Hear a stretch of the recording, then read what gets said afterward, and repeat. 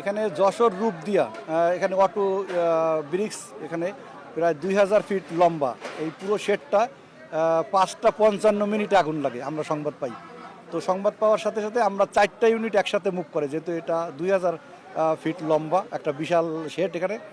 তো 5টা 55তে আসা সাথে সাথে মুভ করায় এবং 4টা ইউনিট একসাথে আসে, 4টা স্টেশন 7টা ইউনিট মোট আসছে 7টা।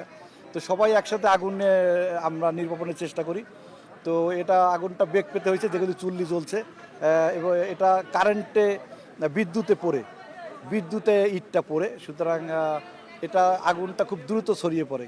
তো আমরা চেষ্টা করে 1 ঘন্টার ভিতরে আগুনটা 4টা স্টেশন আমরা চেষ্টায় আগুনটা নিয়ন্ত্রণে আনতে পারছি। এটা আপনারা এখনও দেখতে পাচ্ছেন, যেহেতু অটো ব্রিক্স চুল্লিগুলি কিন্তু এখনও জ্বলছে।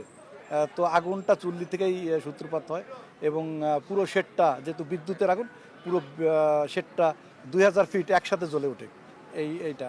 তো ক্ষয়ক্ষতির পরিমাণটা আমরা এখনও নিরূপণ করতে পারি নাই, এটা আমরা এখনও দেখছি, আপনাদেরকে পরে জানাতে। এখানে আমাদের ফায়ার ফাইটার প্রথমে 2 জন আহত, একজন মোটামুটি আমরা প্রাথমিক ট্রিটমেন্ট দিয়ে সাথে সাথে সে আবার উঠে আগুন নির্বাপনে চলে যায়। আর একজনকে আমরা হসপিটালে পাঠিয়ে দিয়েছি আলামিন নামে, সে এখন হসপিটালে আছে।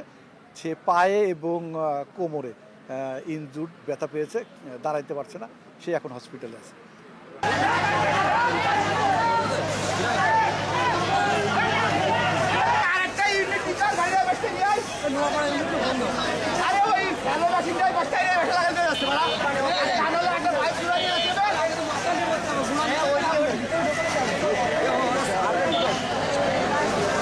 আমি পাইপ টাইনে দাঁড়াই।